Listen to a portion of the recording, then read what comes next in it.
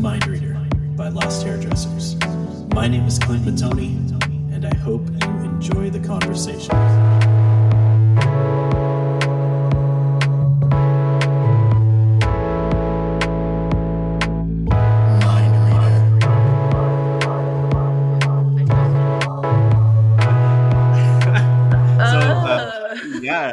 Your first podcast. This is awesome. Yeah, guys, let's just get it out of the way. This is my first time doing this. So you're getting the real, raw, honest story. This will be the first of many, considering there are so many hairdresser podcasts out there. This is just a drop in the bucket. You shush. Lost Hairdressers? This is like the pinnacle, man. This is the if you know, you know. The super not niche publication.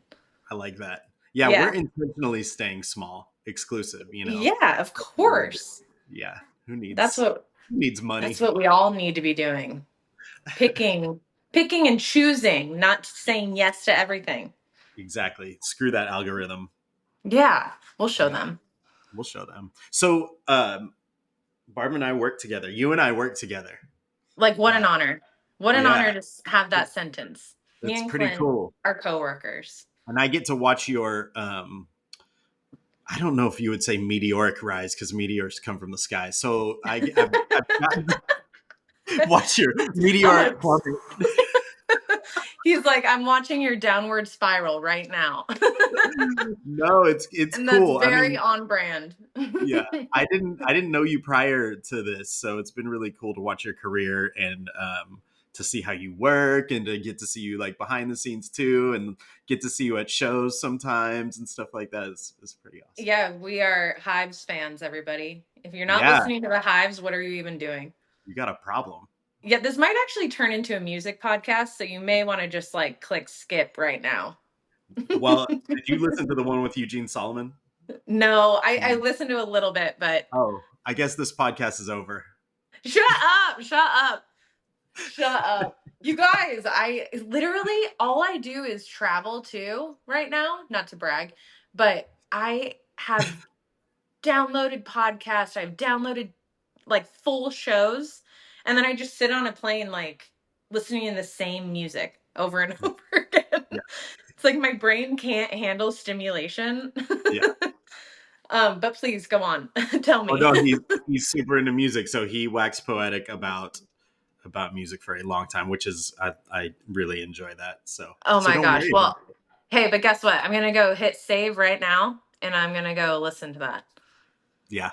Okay. Sure thing. But also you didn't know me, but I of course knew about you. Like, you're legendary.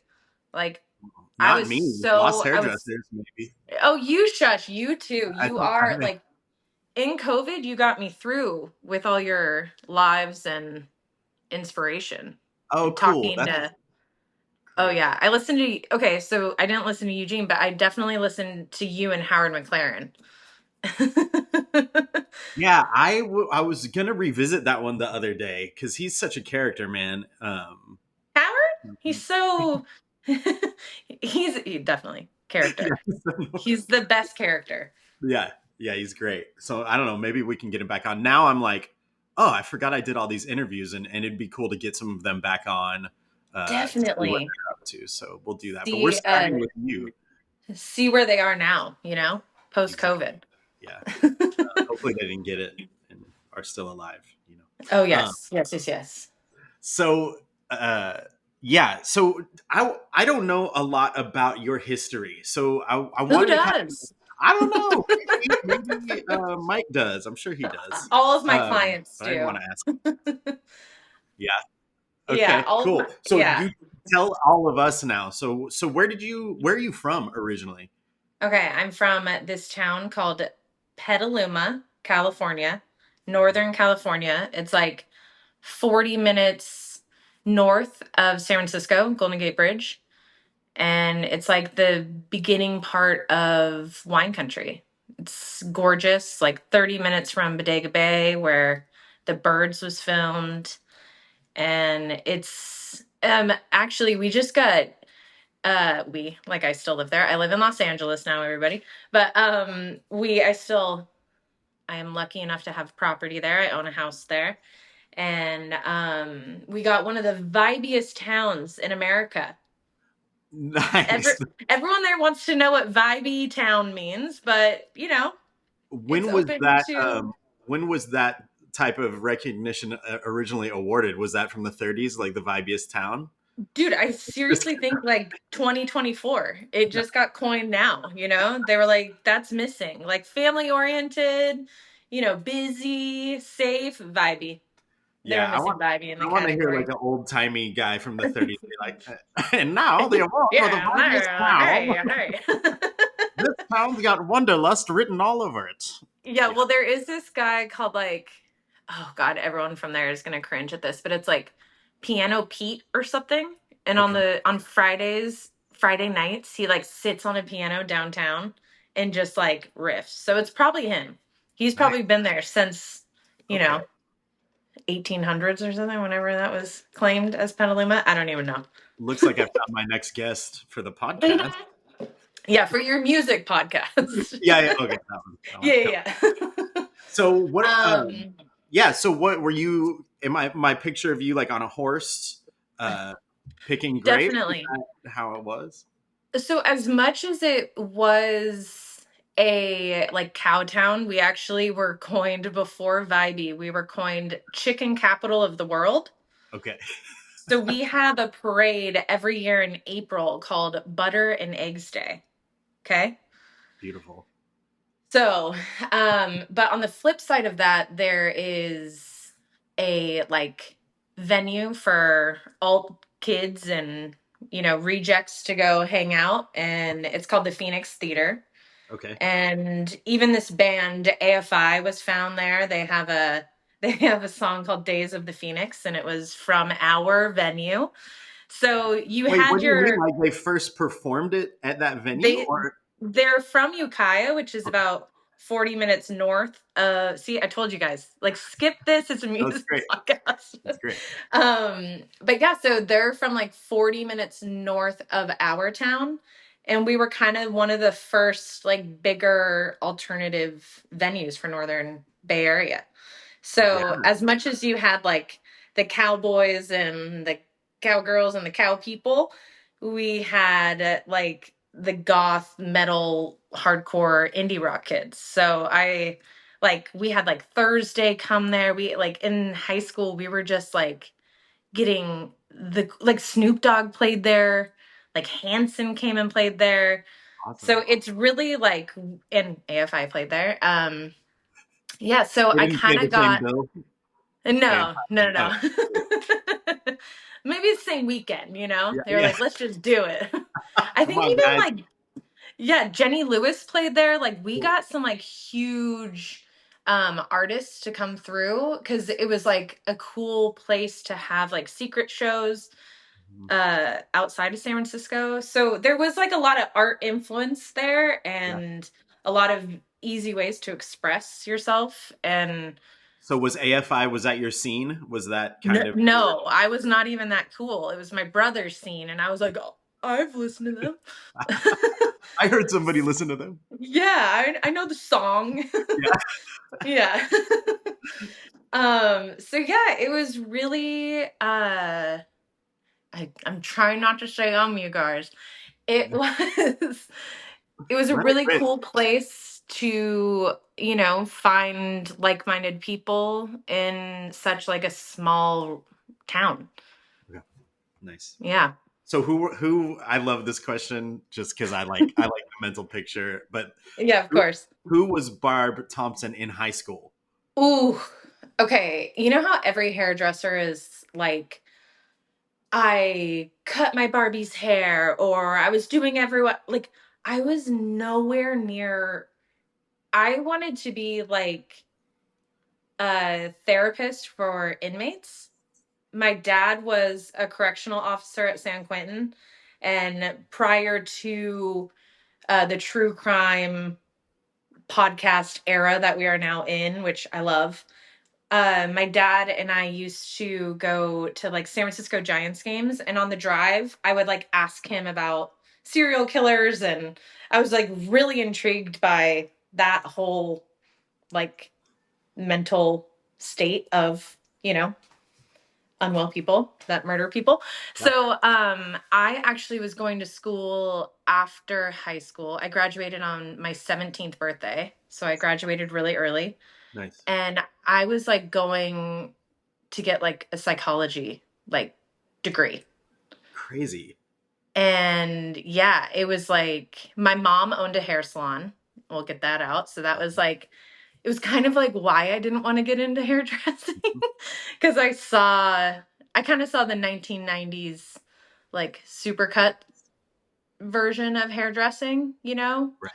And, but we'll get back into that. But yeah, I was very much more like enthralled by what my dad was doing and what my oldest brother still does. So yeah, that was kind of who I was. I was like hanging out at shows and trying to go to school. Okay. So Cool. that's who I was in high school. And I played tennis You were a before it was tennis hip. player. I was a tennis player. So I was And like you rocking out on the weekends and doing tennis during the week. So did you have like any type of kind of fascination with fashion at all at that point? Nothing. Awesome. That's I great. That's great. I mean, I wore like blazers and like pyramid like what is the double road like metal belts, Yeah. The And like a studded belt? band tee. Okay. Yeah, like sorry, yeah, pyramid studded belt. Yeah, That yeah, was no. me. Like flat iron. I really was good at a flat iron, and since my mom was in hair, I had like a chi, and all my friends like wanted to Mhm. like borrow my stuff. So I always was surrounded by like all of the best products, especially late 90s, early 2000s, Like we had Redken and like Pureology. And I just thought it was so cool. Some say those are still out there somewhere. Yeah. Or like oh my gosh, this will be a throwback for the real ones. BioSilk. I had Mhm. like the big jug of that silicone product, Yep. Love and respect to BioSilk, but I don't think I would still be rocking it now. Yeah, I think we have the same era. Like I started doing hair in like 2000, 2001. So it was like, it was Wow. all of that. Like you people were like drinking BioSilk. It was just Oh yeah. all over the place. Like the salon smelled like BioSilk. It wasn't even a Oh yeah. BioSilk salon. Because it's just sitting on top of everyone's head. So it's not penetrating in. So the smell is there. It's so crazy. Yeah, it's so crazy, man. I really can smell it right now. I can Oh yeah. smell It's BioSilk. Yeah, thick. It's it's thick. it's thick. With two C's. It's thick. Um, Yeah. it's awesome. Yeah. At that point, your only connection to hair was your mom and then mentally unstable people. Yeah. So it's like still the same. Just kidding. Just Still, kidding. I mean, a lot of us end up in jail, at least for a couple nights. A little bit. Yeah, Yeah. We got yeah, to get our character. it's so true. I found Yeah. actually, by the way, I found my studded belt last time I was in Texas visiting home, and Did you three bring it rows. back with you? I didn't. I don't think I can. I don't think I'd do it again. Actually, I'm You not here did. to You talk did. about this. I I'm going didn't. to. But in like the height of my like punk rock belt days, Yeah. I uh, got pulled over for a DUI. I was like Oh. 22 or something, and I got sent to the drunk case. By the way, I was not drunk, and I beat the case, but Oh I my ended God. up in the drunk cell in Dallas with girls' jeans and Oh a punk yeah. rock belt and Fred Perry. I don't know who I was at the time, but Oh yeah. I was trying to sit on the ground in this drunk tank because there was no other place to sit. Oh my gosh. Um, But your belt was too restricting.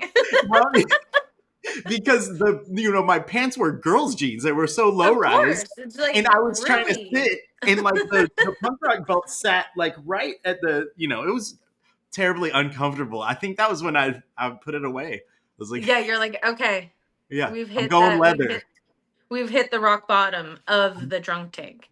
100%. I had But I'm hit. shocked, like you couldn't even take that off because they'd be like, you have a weapon, man. I know. I'm actually surprised they let me in there with it, but they Right? probably didn't want those pants to fall down. They were Right. They're already like, so low. we have to keep them secured. Or to keep me safe. It could have been to keep me Exactly. safe. Exactly. It's the only thing holding us together. It was a uh, rough night. Anyway, oh my gosh. I love digress. it. So Fred Perry, pyramid belt. yep. Yep. When did you first sell out on your dream of working with inmates and give up and go to hair? Oh my What was gosh. that? Well, it really, I'm trying to think. So my husband and I have been together for 19 years, so 2005. Wow. So I was almost done with my like units because I had graduated so early that in order to be in an academy, you had to be like 21 or something. Because no matter, even if you're going the psychology route to go in there, you had to go through the academy like everybody else. Wow. So I got all of my school units done.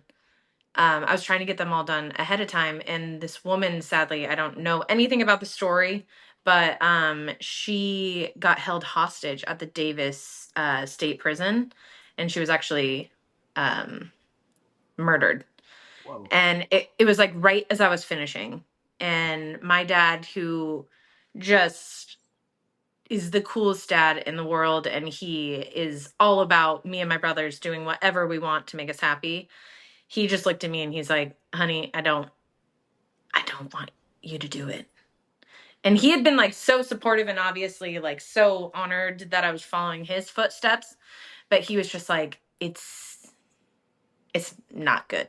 So, Had some sense of apprehension already been rising in you up to that point? mm, no, I was the only thing I was scared of was like the pepper spray day. That was the only thing I was like, "Ooh, that's gonna be brutal." How does So that no, go? I was like, you like have to just get like tear gas and like pepper sprayed in your face. That's awesome. I was just like, "Ooh, that's gonna suck." I I like did how not this is know that that becoming. was a This is thing. not even a hairdresser podcast anymore. Not yet. Coming No, though. you guys really got to earn it, you know? Wow. So Yeah. you never got pepper sprayed? No, I didn't even go. I didn't even get there. Man, what So about I to this was day? Has anybody pepper sprayed you? no, Okay, good. no. This is I know.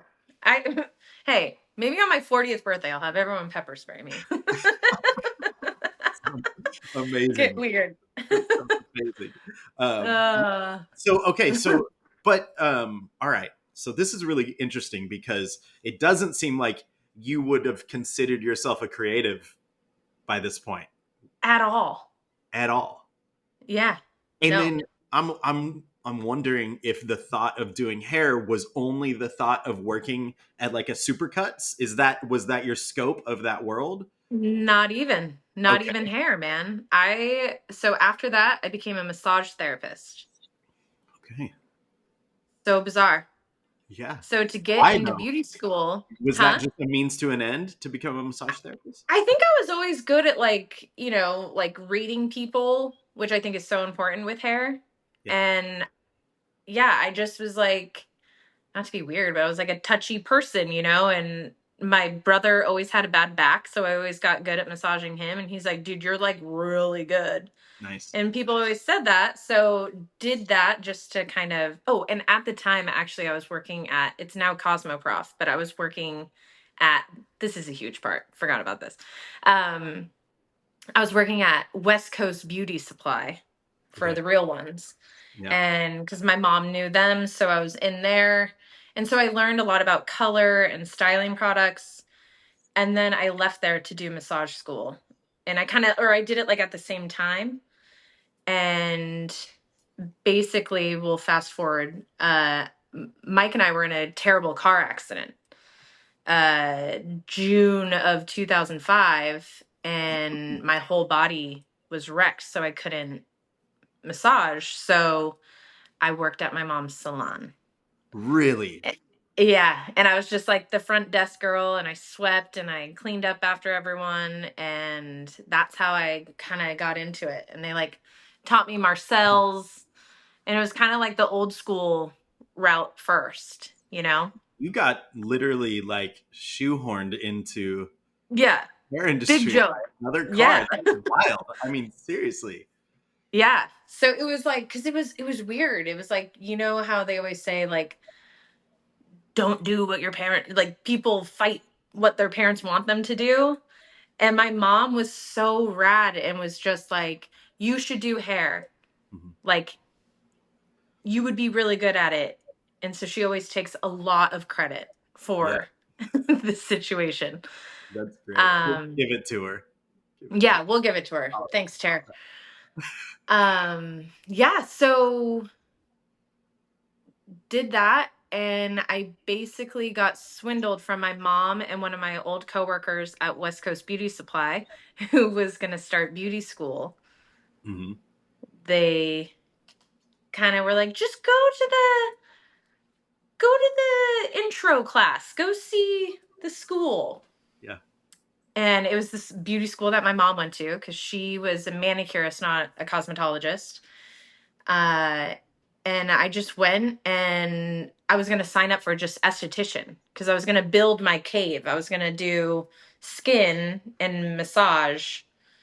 And my mom was like, I will only pay for it if you do cosmetology because you could do skin if you Mhm. do cosmetology, but you can't do hair. So she's like, just go. I wish I would have gone. Like she had said, she wished she had gone to the full thing. And Right. she's like, just go and see, you know? Yeah. 2 weeks in, I was like, skin is so gross. Yeah. And I was just so intrigued by hair. I was like, the finger waves was like the coolest thing to me. And I was Yeah. like, how do they do that?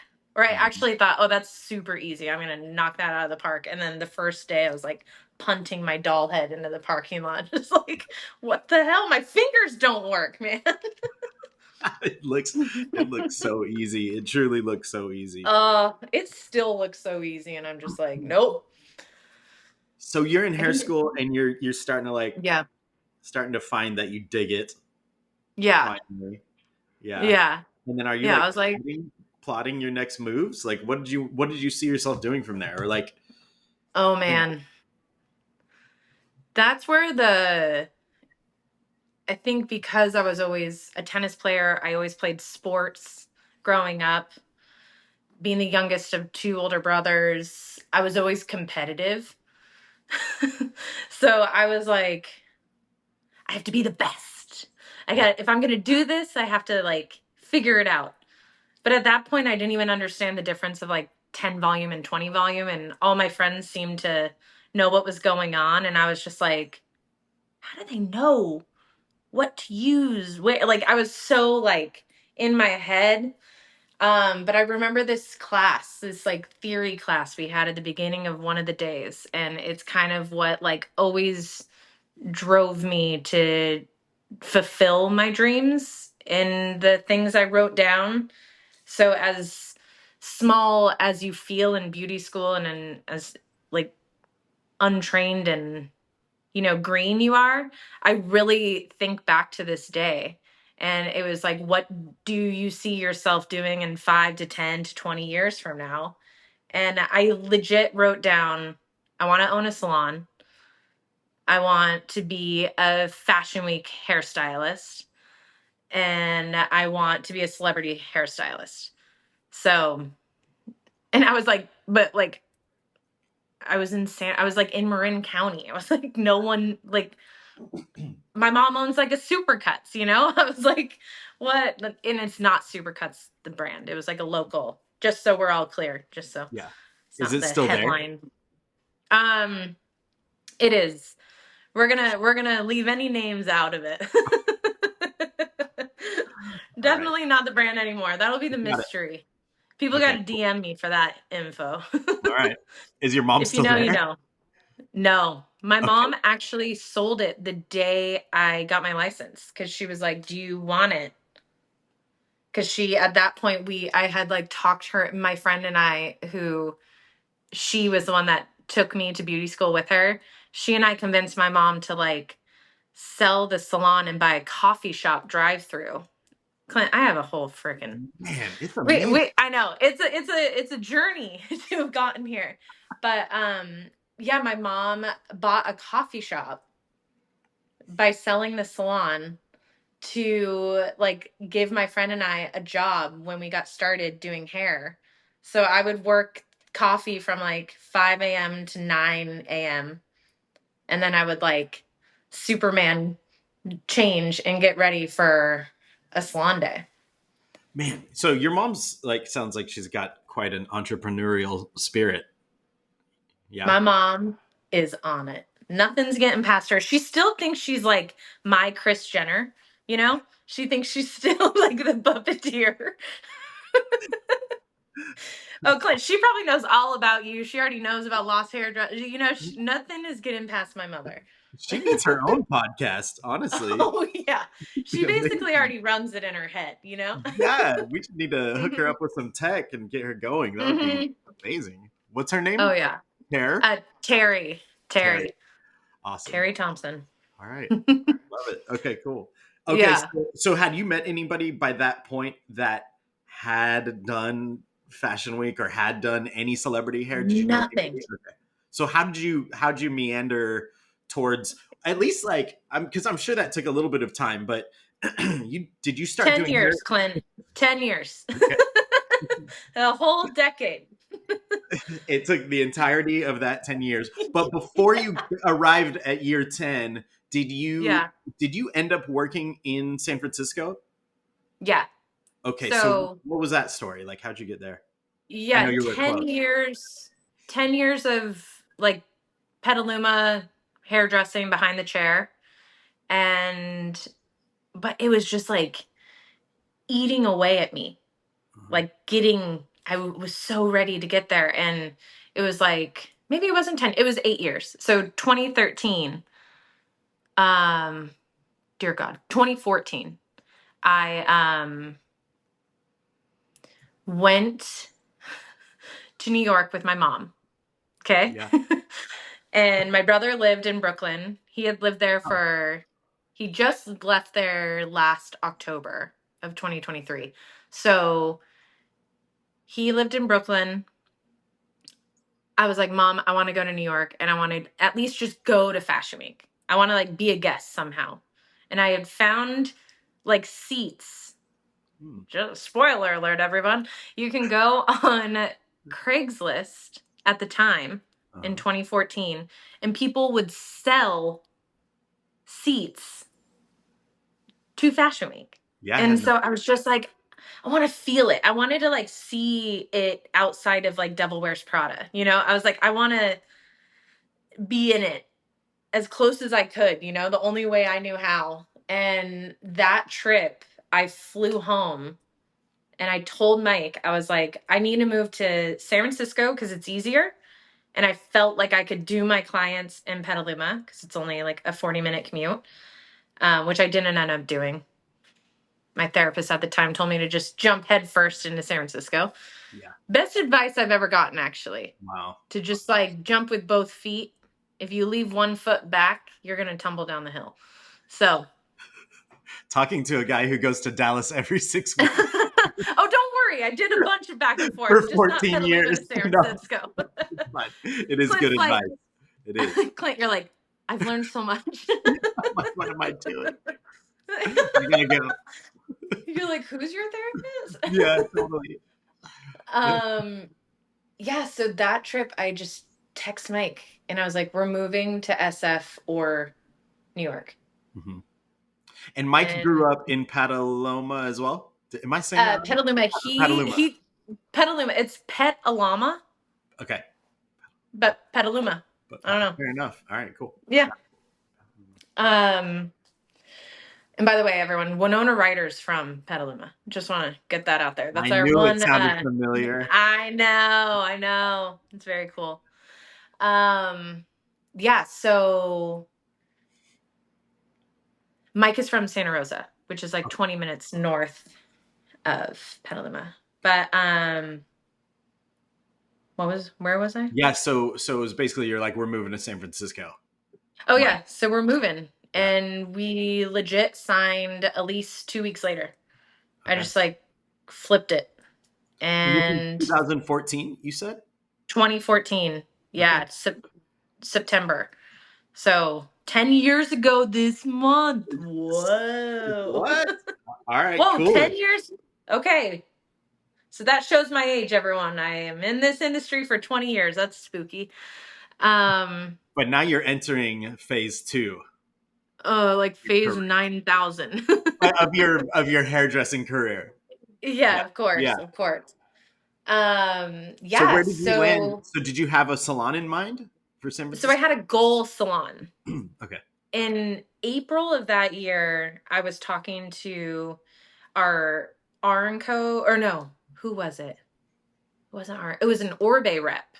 Okay. I was like trying to go the rep route because it's like they're in your salon. They know the lead stylist per the brand. And I was just trying to sound cool. Her name's Kelly Floyd. Love her. She's now with Arnco. That's where I got confused. But I was like, hey, Kelly, like, what are the coolest salons in San Francisco? And she gave me a list and she's like, I'm not going to tell you my order. These are just the like hip ones, and I became obsessed with this salon. It had just opened. It's called Barrow Salon, Michelle Snyder, and I just was like, whoa, this is like all the girls were hip, doing cool haircuts. Like she was known for doing Zoe Deschanel's bangs, and it was like peak new girl, she and him. It was just like indie dream, you know? And I was just like, wow, I would love that would be like the dream to work there. Mhm. So September, or maybe it was August actually, of 2014, I was trying to sound cool to this makeup artist I was working a wedding with. And I was like, yeah, I'm going to move to San Francisco and, I'm going to try and get a job at Barrow. And she was like, oh, that's where I get my hair done. Hmm. And I Awesome. was like, cool. I just put my foot like into my mouth, you know? Uh, And Missy Olson is my friend, and she like connected me with Michelle. And it was just me running my mouth yeah. and it connected. So it was cool. So we talked back and forth. I had to do a big trial day, and I didn't know like what people in like cities wore. So I wore like I actually was wearing like a similar shirt to this. Okay. And in San Francisco, no building has AC. I was just like dripping in sweat. And Yeah. I had like 5 people back to back. It was just like, I couldn't believe she hired me. But she hired me and I Yep. started November of Awesome. 2014. I Yeah. really like. I haven't seen Michelle in a long time, but I really always like Michelle a lot. Oh yes, Yeah. she is a powerhouse and I truly like give it up to her and we'll get there. But Karina from Pony, Mhm. oh, and I also took a class from Pony because I saw they were like connected. So I was Yeah. like, I'll take a class from Karina and she could teach me iron work and I'll, look cool on the resume. And it was time to be alive in San Francisco. Absolutely. That might have been because I went to Barrow. I don't know. Barrow, It's Barrow. Barrow, I went to yeah. Barrow and took a pony class at Barrow because I knew Karina Hmm. already, and that's where I met Michelle, and it was really good Totally. vibes then. They have just a Yeah. really great team. Yeah. I haven't kept up. I'm not sure what's going on with them right now, but um, Yeah. I think they're all doing great over cool. there. That's Yeah. very Yeah. cool. Okay. So that was kind of the start Yeah. of getting to know all the fashion cool people, you know? They do like have their hand on the pulse, I think, of the West Coast pretty well, and like doing it kind of on their terms from San Francisco, which is really cool. Totally. Why didn't you just stay there? Stay there. I felt that well, okay, so I ended up getting an educator role from Howard's team through Michelle Got it. with R and Co. And I kind of got the travel bug. I was going back and forth to Miami a lot, and Not that Miami is like the most on brand thing for me, but I love Miami. We love Miami. Miami. Shout out to Miami people. Miami, yeah. Mm-hmm. And it just was kind of like the first little thing where I was like, well, maybe I should open a salon. It was weird. I was like, I feel like I need to like own a salon first. Like, or not even first. I didn't know. I would say there was like, I was a commissioned stylist in San Francisco. I was doing like 4 people at a time, and it just kind of was the wheels were just turning, and I didn't feel like I could think and focus. Right. And I was traveling, and I got on the Orbe team to do some shows. So I was like doing Fashion Week twice a year just for New York, and I felt like I needed more control over my life and my like uh not not take a moment. I needed control over my work life. Yeah. So I really thought about it, and it was more on brand for me to kind of pull out from the city tech version of San Francisco. And I still lived in San Francisco, but I opened my salon in Petaluma. Oh, cool. Okay, great. So I was like city living, but working with my clients in Petaluma. Yeah, And it was really weird. Like San Francisco people loved coming up to wine country. I Like believe it. That's it, awesome. it was a draw. I didn't want to compete with the San Francisco, like Barrow, Ito, like all the heavy hitters. And I respect all of them so much. But it just was more authentic to me to open in my hometown. And I figured parking, Yeah, and most people were coming from the north side of the city. So for them, it was like almost faster than like yeah, parking downtown and dealing sure. with the city hubbub. So So but you stayed living in San Francisco, and then yeah, okay, all right. Now I'm for thinking, 5 years. okay, I'm thinking if I opened a salon, well, if I opened a salon now, Clint, don't do it. oh, I just got, I got, Don't do it, yeah, people. no, It's we'll wow. get there, but don't do it. But did that at all look or feel like you were gonna settle down, like you're gonna settle into a role and like just do your thing? Because clearly you didn't. But Yeah. yeah, I feel like I saw the power of social media, and you could be anywhere, hmm you know? And really we learned that to be so true with COVID.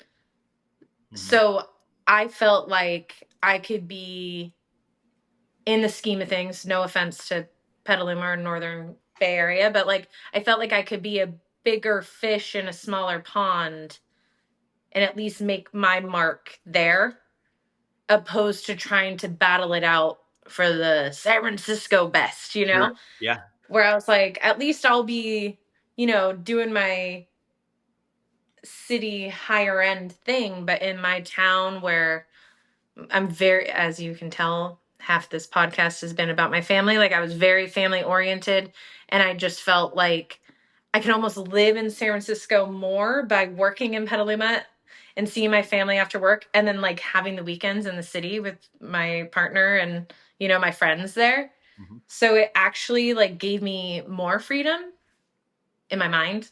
I yeah, didn't know how hard it is to open and run a salon. yeah. Um, but You're, yeah, it felt right. I'm assuming your mom's experience maybe gave you some like maybe not blind confidence, but just like it could be done.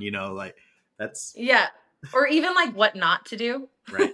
Or that. you know? Sorry, Tara. Yeah, sorry, Tara. But she was a manicurist running a hair salon. Yeah. So if people called out, she couldn't do it. I was like, at least if everyone left me, I could run it with the, scissors on my back. Like I could at least do everything. Sure. I Yeah. didn't want to offer something that I couldn't fulfill for someone. Yeah. if that makes sense. Yeah, totally. And I think that's truly something that is necessary for success in a salon. So I have to ask too, because you and your husband are both creatives, right? And Yes. I don't know Mike's trajectory as far like musically, but Mike's in a successful band, um, Yep. and they're blowing up right now. It's really cool. But We'll plug them, Spiritual Cramp. spiritual, it's, believe it or not, I was listening to them before I met him. With you, it's pretty weird. That's so cool. Yeah, but So LA, you know? so LA, so LA, most LA things ever happened to me. But Hmm.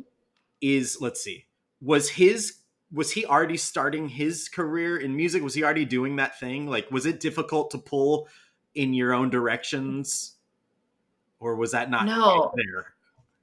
Yeah, we met in February of 2005. So we met at a show Mhm, at a venue in San Francisco called The Pound. mhm, And he was like in a metalcore band. I won't say any names. But so we met with him being in music. So I knew, and we both had obviously always hoped that we would, you know, mhm. do what we set out to do.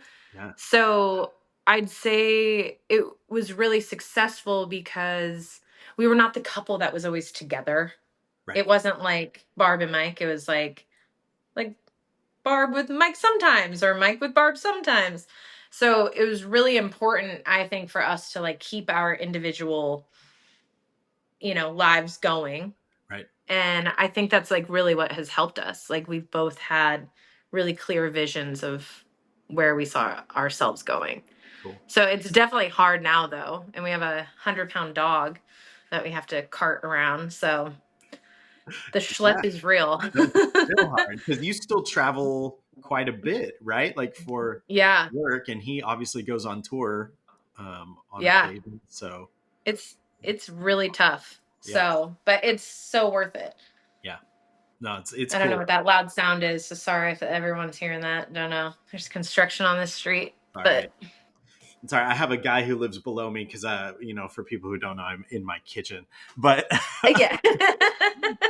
and he's Love this it. very sweet guy, and it's like in the middle of the day he will start working on things, and Oh yeah. it sounds like he's building a building inside of his Yeah, yeah, yeah. apartment. It is insane. Little What's that? like little tiny house in the house. Yeah, and I cannot figure out what it is. I've lived here for like 9 years, and I cannot figure out what it is. And he doesn't really speak English, so I can't really ask him. I've thought about buying a We drone and just floating it. just like figuring it out, I totally want to know lurking. so bad because if he's like building a spaceship, I want on it. Like if he's getting out of here, oh my Because god, it's got to be secure. dude, it is He's crazy. working so hard. Yeah, but I'm always like, please don't be doing it while I'm doing the podcast. Like, please. And Yeah, of so course, far, of it's been course. okay, but you never know. LA is noisy. Oh yeah, comes Um, with the territory. so how did LA come into the mix? So you've got your salon. Well, Yeah.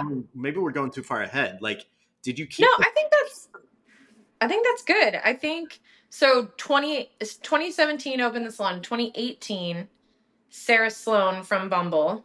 Um she and I had worked together with R&Co. She kind of really brought me in and nurtured me through traveling and like to be honest, I wasn't even like that strong of a razor cutter at that Mhm, point and I was teaching razor cutting. mhm, Sorry everyone.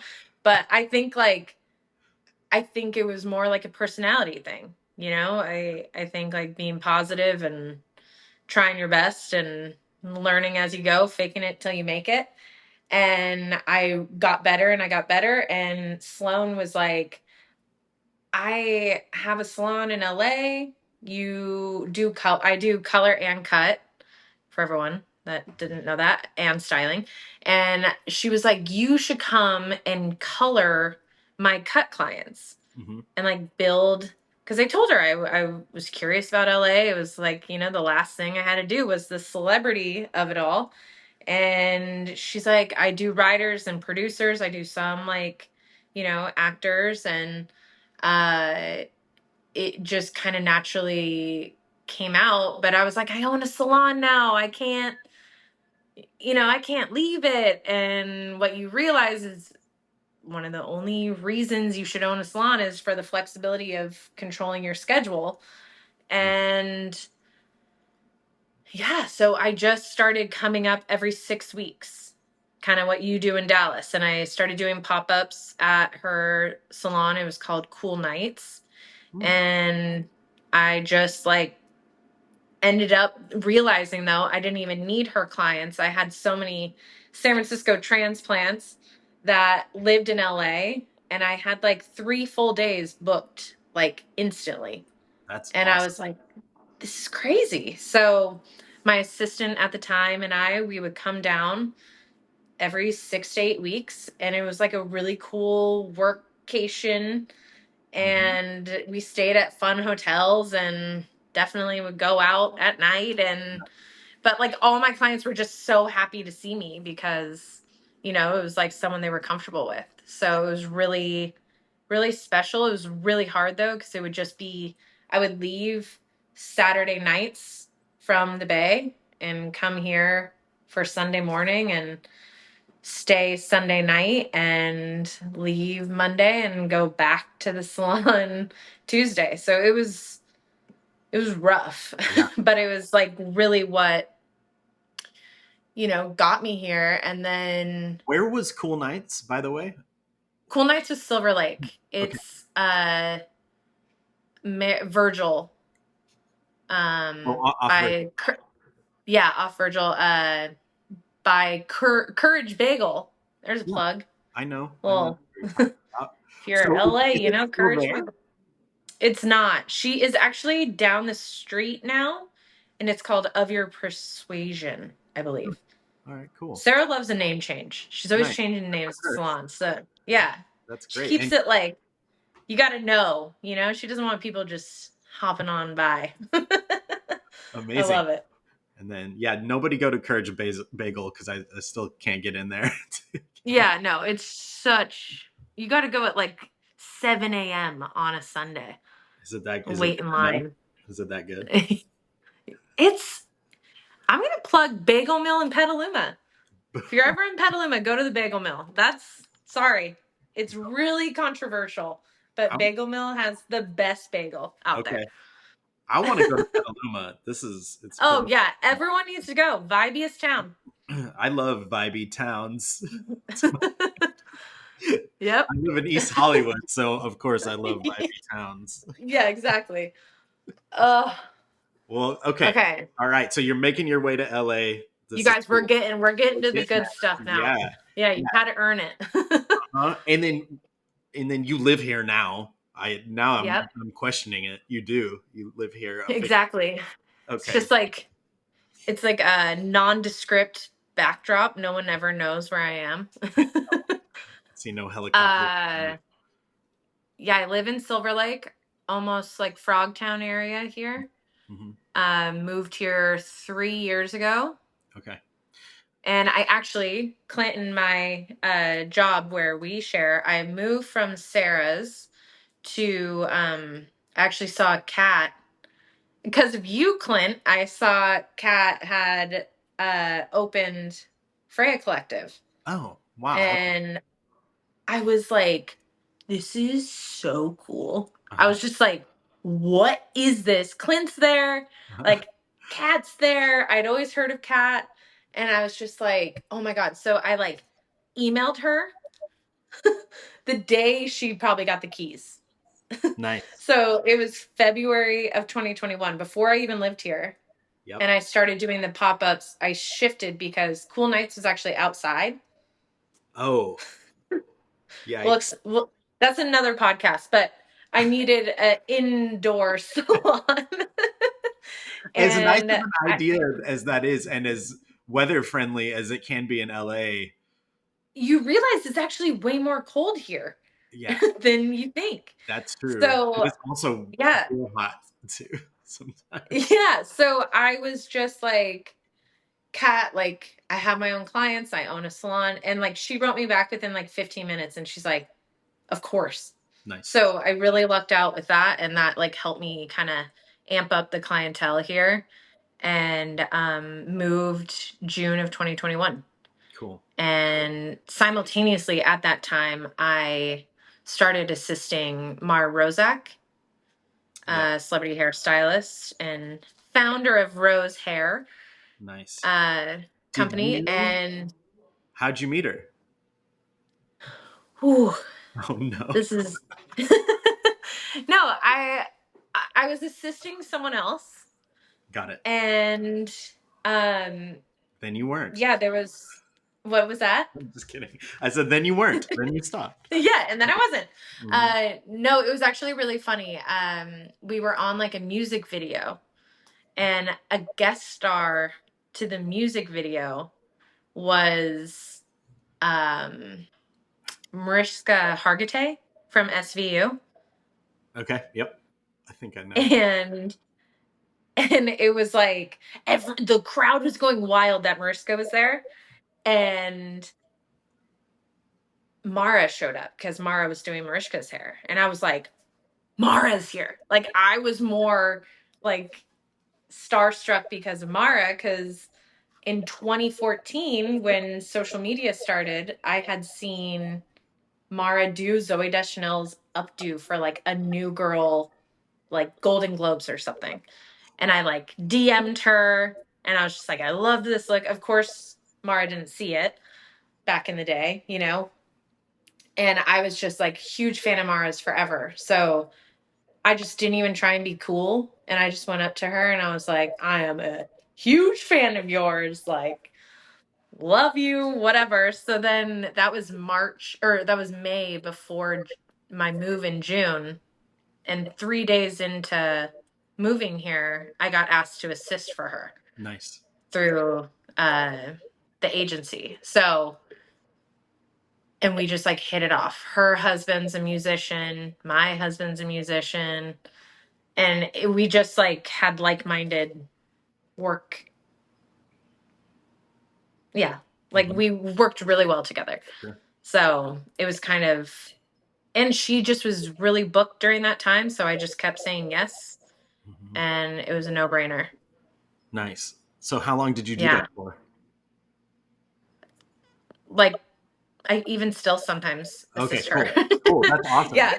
so 3 years. Yeah. Great. Yeah, Awesome. yeah. So What are some of your big takeaways from her? Like, how did she take you from where you were at to where you are now, or how did she help?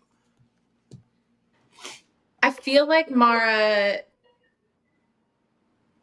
didn't treat. I feel like a lot of times in our industry, assistants are like looked down on or not seen like eye to eye. Um, and Mara just saw me for like Barb, Hmm. and there was just like a mutual respect there. And like our second job together was Haley Bieber. Like she had only met me one time, Right. and I was on like a Haley Bieber job with her. Hmm. And I think I like, you know, was cool, calm, collected, and Hmm. really professional. And you just like, we just hit it off. And I also even want to just say this tidbit. She let me leave that job early because she found out that day that my parents were in town. It was their first time visiting Mike and I. And it was mine and Mike's wedding anniversary. Oh man. And she let me leave early on like a huge job. It was like a Jimmy Choo campaign. And she let me leave early and she just said, like, will you send me a picture of you guys? Like, send a selfie of you guys. And my old brain goes like, she doesn't think I'm actually at dinner with my family, you know, like Yeah. weird, you know, thinking there's like a manipulation or like weird thing there. Mara wanted to know what we were wearing, and she paid for our dinner. What? She surprised us by paying for our dinner. That's awesome. And I was like, for Mara Rozak, I will do whatever. Like she was just a real one and just so caring. Yeah. Can't That, speak higher of her. that's really special. I think people forget, like, if you really want someone's, I don't know if devotion's the right word, but loyalty. You know, Loyalty. Yeah. if you want somebody's loyalty, treat them well, teach Yeah. them, and it's Yeah. not like, you'll know if you're treating the wrong person well, and you can let them go. But if it's the right Totally. person, they're going to sing your praises forever. They're going to assist you Mhm. whenever you need it, no matter how successful they get, because they're always going Yeah. to hold you in that high position. And it's like, it could be a beautiful relationship. There are people that I would still like run to assist, absolutely, in my Oh, career, um and totally. and And you're never too big to assist. I no, right. freaking love it. No, Like, yeah, I miss sign it. me I up. haven't done it in a long time. I'll hand you whatever you need. Yeah, for sure. Lowest pressure ever. Here you go. Um, Yeah. yeah, that's really cool. That's really cool Yeah. that you have that relationship. What were, as much as I don't want to get too into this, like what were some of your like semi-technical takeaways? Like how did she shape your hairdressing at all in a different way? Or were you pretty established in in your like processes? Oh no, she showed me so much. She showed me like what would I say? Just like I had never had to be on set. Like I've come from backstage where you get the breakdown of, you have 7 hours to do this. And of course, at the end, it gets really fumbled sometimes. But I had never been like on the fly. Oh, the client, not the talent, but like, let's say on a campaign, like they actually don't want it down, they want it up. And just like how quickly you have to work with photo shoots and stuff. And she was just such like cool, calm, and collected, and just like listening. And she's just so pro about listening what they wanted and just like executing and just being flexible and just like we're there to serve the greater machine of whatever the look is. And so I think uh and showing also when to fight back, like not like just but knowing your battles and knowing when to pick them. So I think on-set etiquette was huge, and Mm. she's just like this strong, tiny person presence, Yeah, and it was just like really cool, and just like not being the loudest person in the room. Like you don't have to, like almost like slow and steady, mm, she's very stealth. So, really cool. I want to meet her. That sounds oh, cool. everyone should meet her. Yeah. And I What? assisted Kylie Heath Okay. and Clayton Hawkins. And Jenny Cho. I've assisted like a lot of the best people in the celebrity world now. Yeah. So, and I've taken something from all of them, Yeah. So I think assist as much as you can. Yep. How was how was your like style developing over this all this time? Like as far as like what you like and what you gravitate towards, like what makes your hairdressing? How is this being developed? Yeah, I think coming from a Napa Valley, Sonoma County, like wedding bridal background, it's always been really soft. It's been organic and uh like long lasting, Hmm. classic too, like nothing too trendy. I like doing some braids and stuff like that, but like yeah, I think like classic hairdressing and like learning from Howard and Garen, and then like the celebrity, I think it like went from bridal to fashion to celebrity, and it's just like clean, organic, lived in, Yep. if that makes sense. So I think Absolutely. and truly just like practicing with like iron work Hmm. is like something I think it was like Charlize Theron had like a finger wave or something. Yeah. Like, but it wasn't like a wet one. And I was just like, how, like back in the day. Yeah. And I just realized, like, okay, I know it's an iron. So just like nerding out on people's like iron work was like a huge like aha moment. Like, okay, if you hold it vertically, this happens. Or if you hold it horizontally, this happens. Like, really So when I got to, here, when I could kind of like have my years of experience behind the chair, because I was 35 when I moved to LA, Hmm. I, could kind of notice the very small details of what people are doing and why. And even maybe they didn't know why because they've been doing this for so long. Right. But I think I really got to hone in on you know, subtle impact that makes a big difference. Yeah. No, it's amazing. Any of those people that you listed before that you assisted, were any of them different enough from your style where you had to really like push yourself? Definitely.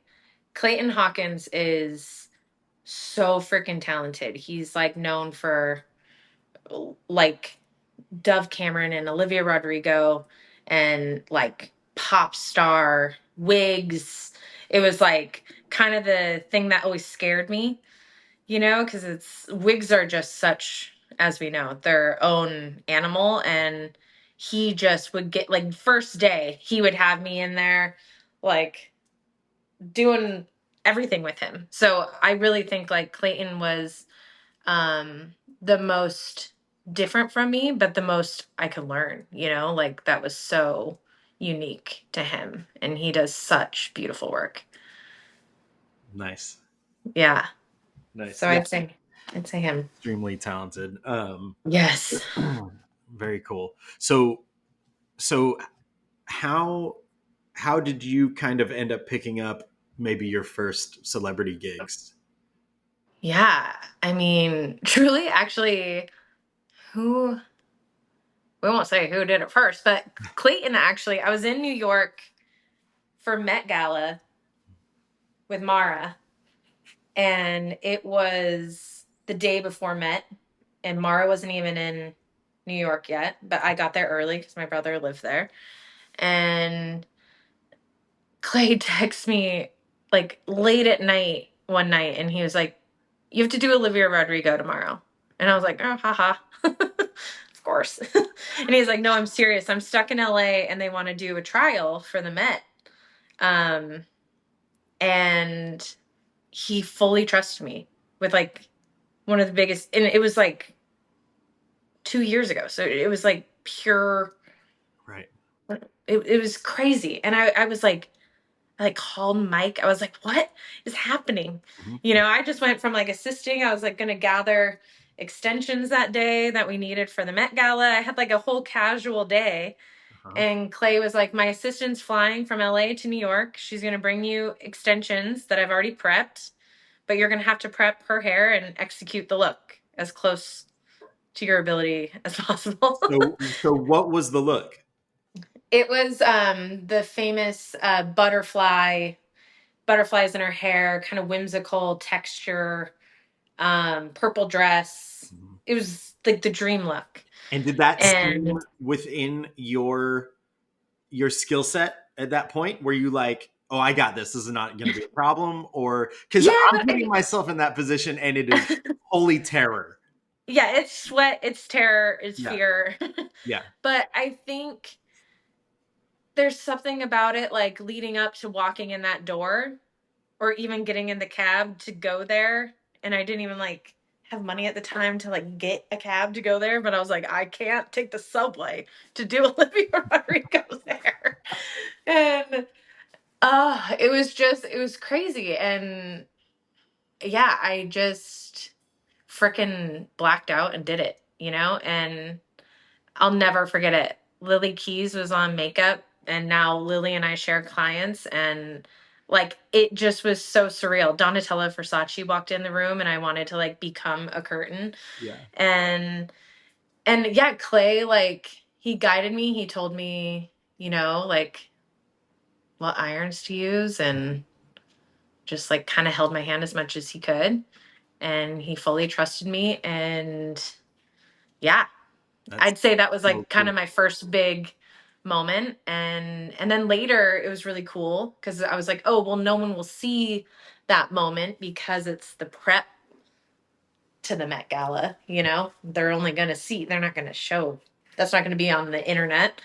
Right. Um, and then her team ended up asking me if I could come back to do a switch for later that night. So I actually like got a moment to like do her on my own.